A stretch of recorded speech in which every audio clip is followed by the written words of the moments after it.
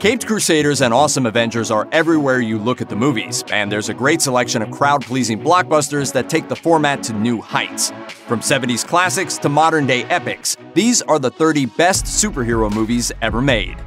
This 2010 film based on the comic series of the same name isn't your typical superhero story, and that's exactly what makes it so great.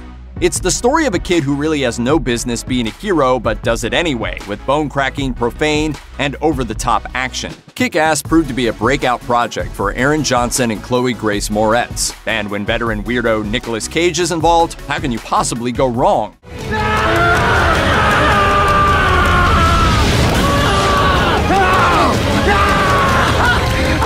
Never mind, Kick-Ass is great though.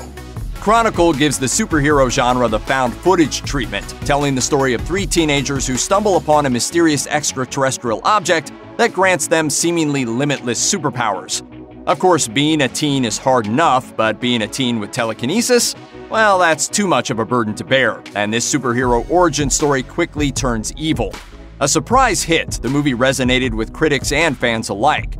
Sure, there are moments where you'll wonder why the cameras are still rolling as psychic high school students battle it out in the sky, but the movie is such a tense thrill ride that you'll quickly forget any flaws as the movie heads towards its inevitable and horrific showdown.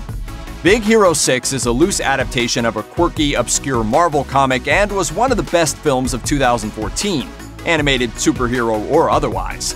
It follows a kid whose brother is tragically killed in a fire, and how he moves on from that loss by making friends with his brother's robots and the friends he left behind. When they realize there must have been more to the fire than it seemed, they suit up as superheroes to get justice, but not even the film's villain is as cut and dried as it might appear. The visuals are great, the tone is pitch perfect, and there's even a Stan Lee cameo. Liam Neeson has a special set of skills, and that usually involves playing dudes you just don't mess with. I see you when you're sleeping. I know when you're awake. But before he fought human traffickers, wolves, and Lego lawbreakers, he was Darkman. This flick finds Neeson playing Peyton Westlake, a scientist who becomes a scarred and reluctant superhero. Beneath the layers of monster makeup, Neeson strikes the perfect balance of madness, righteous anger, and pathos. Notable for its bizarre rage sequences, clever practical effects, and campy tone, this 1990 flick feels like a mashup of Batman, Evil Dead 2, and The Phantom of the Opera. If you're tired of the usual Marvel and DC fare, this film goes to weird and wacky places most superhero movies would never dare. Hellboy is a 2004 film which follows the titular half-demon, memorably played by Ron Perlman, as he helps humanity take on supernatural threats.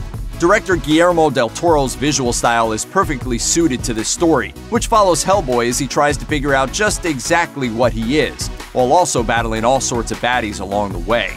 The effects work is out of this world, and the design of villains like the undead Clockwork Cronin is totally terrifying. It takes a special kind of magic to get Hellboy right, but Del Toro and Perlman possess exactly what it takes to give us a devilishly good movie. It's an absolute miracle this blood-soaked F-bomb-drenched movie ever made it to the big screen, but aren't we all glad it did? Deadpool lived in development hell for years, and it took the leak of a concept reel to finally jumpstart it. The results are quick, filthy, and fun, with Ryan Reynolds born to play the part. The Merc with a Mouth now holds the record for the highest-grossing X-Men film and the highest-grossing R-rated film in history.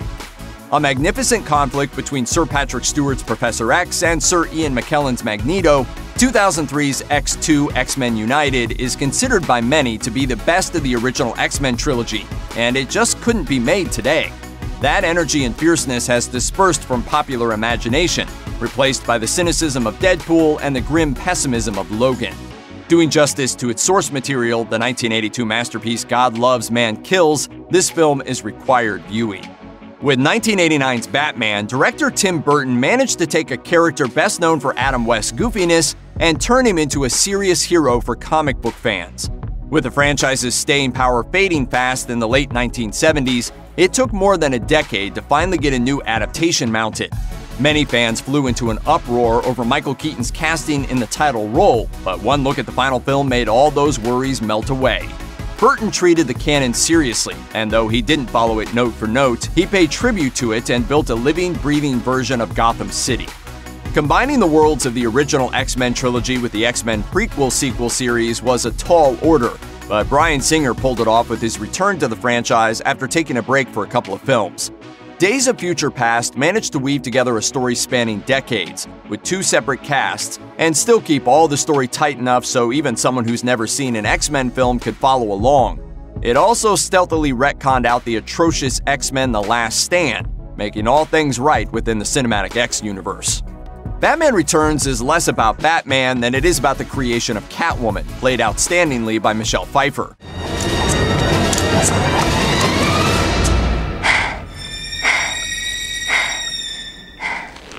Meow. It also happens to feature Michael Keaton returning to his role as Batman and Danny DeVito as a hideous version of the Penguin, in a part written specifically for him. With Pfeiffer in the catsuit, Tim Burton at the height of his directorial powers, and Keaton's willingness to let his smug yet charming Bruce Wayne share the spotlight with 2 formidable foes, this sequel earned praise from critics and became a box office hit. The liberation of Gotham has begun! In 2019, the DC Extended Universe saw Ben Affleck hang up the Batcape, and Henry Cavill's Superman was still up in the air. Even the runaway success of Aquaman couldn't seem to save Warner Bros.' superhero franchise. That's when Shazam arrived to electrify audiences. Shazam tells the tale of Billy Batson, a kid who's granted Superman-like powers and the ability to transform into an adult by an aging wizard. The result is a movie that strips away all the DC darkness and gives us a film that's both sweet and fun. It's also a movie about the importance of family and finding your place in the world, which is a lot nicer than watching the Caped Crusader murdering people. On top of all that, Shazam has the right amount of weirdness to make it stand out from the superhero pack. It isn't afraid to embrace its oddball comic book origins, and the result is an absolute blast. And ultimately, that's kind of the point of the film. It's really fun to be a superhero.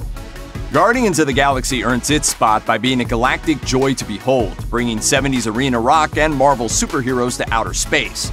Zoe Saldana enchants as the green-skinned Gamora, Bradley Cooper shows his impressive range as the voice of Rocket Raccoon, and Vin Diesel's Groot makes 3 words speak volumes. Plus, Dave Bautista's Drax the Destroyer steals every scene. Nothing goes over my head. My reflexes are too fast. I would catch it. Before Guardians, the Marvel Cinematic Universe had been pretty straightforward. Sure, there were fire-breathing dudes and dark elves, but this was a movie about a talking tree, a smart-aleck raccoon, and a whistling space pirate. Writer-director James Gunn pulled it off, injecting those losers and scoundrels with wit and warmth. We are all Groot. In 1985, Sylvester Stallone tried bringing Judge Dredd to the silver screen, and the result was an absolute disaster. You started a massacre! I caused the revolution! You betrayed the law! Law! Fortunately, the mean-mugging lawman got a second shot in 2012 when Carl Urban donned the grungy red helmet.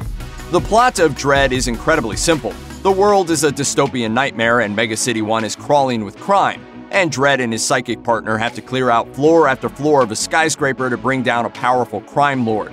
The violence here is surprisingly beautiful, with slow motion and vivid colors used to incredible effect. If graceful, gory violence is your thing, then Dredd is required viewing.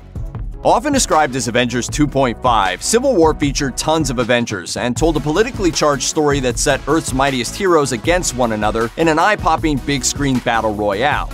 Along with giving fans high-stakes heroes versus heroes battles, Civil War also introduced Black Panther to mainstream audiences, and took a major step toward moving the MCU forward by picking over some of the fallout from Age of Ultron.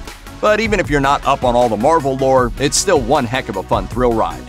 More explosive, more affecting, and funnier than the first, Guardians of the Galaxy Volume 2 is another snarky space epic powered by a soulful classic rock soundtrack and awesome visuals. This time around, the Guardians square off against Aisha, High Priestess of the Sovereign, and eventually the godlike Ego. Memorable performances from Pom Klementieff, Karen Gillan, Michael Rooker, Sylvester Stallone, and Kurt Russell also make this sequel a must-see. Critics who quibbled with Volume 2's hyperactive style and emotional moments missed one of the funniest movies in Marvel's collection. Until 2017, Thor was little more than a pompous prince who liked hitting things with a hammer and took himself way too seriously. Marvel just needed the right filmmaker to turn this Asgardian into a likable guy, and they found it with Taika Waititi, who scaled back the Shakespearean theatrics and turned Thor into a well-meaning goofball. I choose to run toward my problems and not away from them. That's what... Paired with a nebbishy Bruce Banner, Ragnarok becomes an odd couple comedy in space, and the funniest film in the MCU.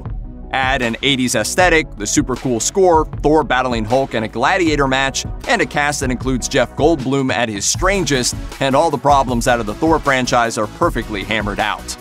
The Winter Soldier is much more than just a superhero movie, it's Marvel getting political. Winter Soldier finds a recently thawed Steve Rogers in a world where things aren't quite black and white anymore.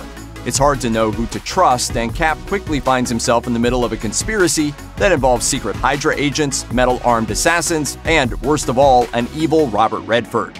With the fate of the world hanging in the balance, Cap goes rogue. Winter Soldier features some of the most suspenseful scenes you'll ever see in a superhero film, with tense moments that boil over into fantastic action scenes. The film also shakes up the MCU, setting up the stakes for Civil War.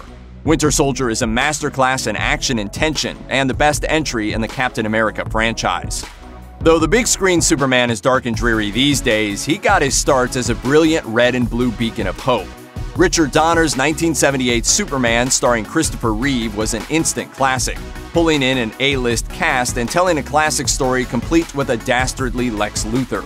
From the cutting-edge special effects to the casting of the then-unknown Reeve as Clark Kent, Superhero set the template for the modern-day superhero movies, proving you could take these characters seriously and still have a whole lot of fun in the process. M. Night Shyamalan's Unbreakable was a brilliant exploration and deconstruction of comic book characters at a time when superhero movies weren't the juggernauts of Hollywood they'd soon become, and a radical departure from the superhero films that had come before. Unbreakable treated superheroes seriously, laying the groundwork for many comic book movies to come. Plus, the movie is just good. Bruce Willis and Samuel L. Jackson give outstanding performances, the score is incredibly haunting, and the film created a universe where James McAvoy would someday unleash his inner beast. Change was overdue in the MCU when Black Panther pounced onto the scene. Played by Chadwick Boseman, T'Challa first showed up in Civil War and quickly became a fan favorite. The courageous Cap made his triumphant return in 2018, and when his film hit theaters, audiences fell in love with Wakanda. This never gets old.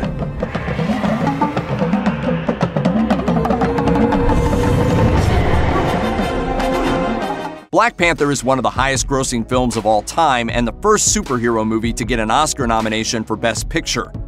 Talented actors like Lupita Nyong'o, Daniel Kaluuya, and Angela Bassett struck a chord with audiences, and the African setting allowed filmmaker Ryan Coogler to explore a rich culture that's little seen in Hollywood films. The film also introduced one of the greatest bad guys in superhero history, Eric Killmonger. Played to villainous perfection by Michael B. Jordan, Killmonger is a stone-cold but sympathetic murderer.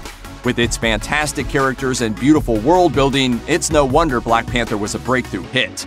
The superhero movie genre is mostly dominated by dudes, but the gender roles were finally reversed in 2017 when the most iconic female hero finally got her own movie. Wonder Woman was a critical success and a box office smash, reinvigorating DC's superhero universe and giving kids a different kind of hero to look up to. In a DC franchise that had up until then been defined by grit and gloom, this Amazon princess emerged as a beacon of courage and hope. She isn't punching down cities or branding bad guys, she's a protector of the people trying to end all war. Unlike the DCEU's Batman or Superman, Diana actually cares about people and sees the good in humanity. She's more concerned with saving lives than serving justice. Superman's symbol might stand for hope, but it's Wonder Woman that restored our faith in the power of superheroes. Spider-Man Into the Spider-Verse takes the iconic web crawler's web-slinging mythos in exciting new directions by introducing audiences to a vibrant world of parallel dimensions, parallel lives, and talking cartoon pigs. You got a problem with cartoons? The plot follows teenage Miles Morales, who's bitten by, you guessed it, a radioactive spider. But things get even more complicated when a powerful machine opens up portals to other worlds, blasting a whole team's worth of alternate universe spider people into Miles' New York City. The film's brilliant animation captures the feeling of reading the comic book like few movies have before it. It couples the visuals with a daring story that takes a daunting multiverse concept and roots it in character moments that any viewer can relate to, young or old. Most superhero movies are about special people doing the impossible. Into the Spider-Verse is a rare gem that makes you feel like you can do the impossible too. 2017's Logan finally allowed Hugh Jackman's Wolverine the R-rated chance to slice and dice his foes like Marvel's own Freddy Krueger. But the movie is so much more than just an extra bloody X-Men adventure. It's an ode to a hero at the end of his life and a somber meditation on violence, regret, and redemption. Inspired by classic westerns and the Old Man Logan comic books, Logan stands apart from the rest of the X-Men series. It takes the nearly unkillable Wolverine and brings him back down to earth as a broken, forlorn mortal man. Jackman and co-star Patrick Stewart give some of the best performances of their careers with stark portrayals of their characters as dying men in a defeated world. Their last mission is to protect Laura, a young clone of Wolverine's who still has hope for the future. The three leads' surprisingly familial connection makes a grounded and emotional story that resonates in a way few superhero movies can match. Bad happens to people I care about. Understand me? Then I'll be fine. 2004's The Incredibles is still one of the best superhero movies, and one of the best Pixar movies too. It's full of brilliant little moments that stick in your memory, like the hilarious interviews that open the film or the macabre no capes montage. There's also the fact that this is a kids movie that deals seriously with adult themes. Characters go through midlife crises and grapple with hiding their identities in a world that won't accept them. The action sequences are fluid and fun, just as thrilling as almost anything you'll see in a live-action Marvel or DC film. But what really elevates the movie is the family at the center of the story, who are charming both at home and on the battlefield. They're also completely believable as a family unit. Both of you will get a grip, or so help me, I will ground you for a month. Understand? After 11 years and 21 films, the Marvel Cinematic Universe finally brought the Infinity Saga to a close with Endgame, an epic action flick that smashed box office records and said farewell to some of our most beloved superheroes. Despite running 3 hours long, it never feels its length, with each act feeling wildly different from the last. It all leads up to the most ambitious superhero battle ever filmed, featuring dozens of characters from across the MCU in a climactic battle for the fate of the universe. Though it starts off with a tone of mourning, Endgame ends up feeling like an absolute joy. Its biggest achievement is that it truly works as the finale to a decade plus of storytelling. Watching all of Marvel's characters reunite one last time is stirring, and while the MCU will likely continue long past the original 6 Avengers, Endgame provides the perfect conclusion to their story as a team.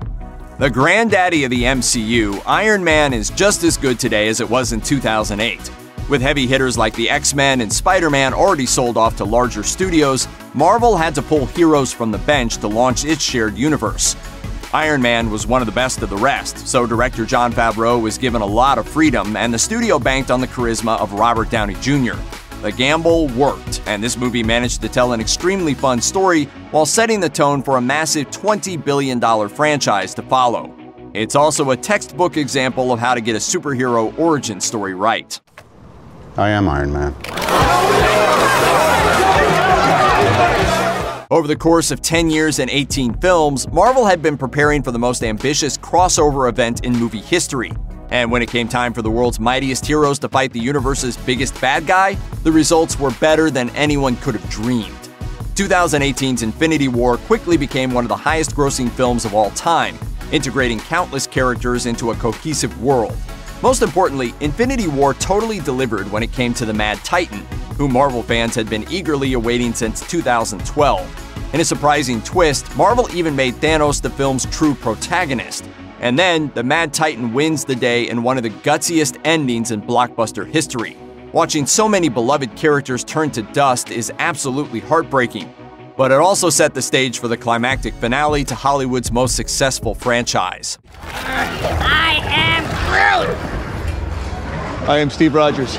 The pinnacle of the MCU was established relatively early on, with the first ever team-up of Earth's mightiest heroes in the Avengers, written and directed by fan favorite Joss Whedon. The result proved an unqualified critical and commercial hit. A new universe.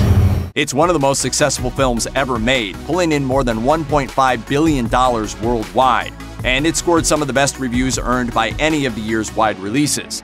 It's a comic book brought to life in the best possible way, and Whedon managed to blend a bevy of characters, geek-out fan service, and a compelling story into one perfect package. The superhero movie genre was in its infancy in 2004, but despite being practically ancient, Spider-Man 2 still holds up. This is a movie that features an Evil Dead-style horror sequence, a superhero showdown on a train, the most heartbreaking date ever filmed, and a villain who feels like an old-timey Universal monster. None of this should fit together, but it all works perfectly. Spider-Man does whatever a spider can, spins a web any side. But Spider-Man 2 really shines by giving us the most relatable superhero of all time. Unlike the mega-rich Batman or the nearly immortal mutant Wolverine, Peter is just a normal guy trying to deliver pizza and woo the girl of his dreams while keeping the streets of New York safe. When he's not fighting supervillains, he's struggling with everyday problems. Yeah, he can shoot webs and climb walls, but this version of the web crawler is still the most human superhero we've ever seen. The Dark Knight isn't just the best superhero movie ever made, it ushered in a new era for comic book movies. Suddenly, superhero movies could be high art, worthy of awards and accolades, all thanks to the Caped Crusader and the Clown Prince of Crime. Here was a film with one of the greatest opening sequences of all time. It explored heavy concepts like what people do when forced into terrible circumstances, and told the tragic story of the rise and fall of Harvey Dent. It also featured the greatest 18-wheeler flip of all time. Heath Ledger won a posthumous Oscar for his turn as the chaos-loving Joker, and all these years later, people still shudder when they remember his freaky scars and his terrifying magic trick. It's a performance for the ages, and thanks to Ledger, the Joker joined the best cinematic villains alongside Darth Vader and Hannibal Lecter. With its impressive acting, pounding score, impeccable direction, and intense action, The Dark Knight is the kind of superhero movie that fans deserve and need. I'm just ahead of the curve. Check out one of our newest videos right here. Plus, even more Looper videos about your favorite superhero movies are coming soon. Subscribe to our YouTube channel and hit the bell so you don't miss a single one.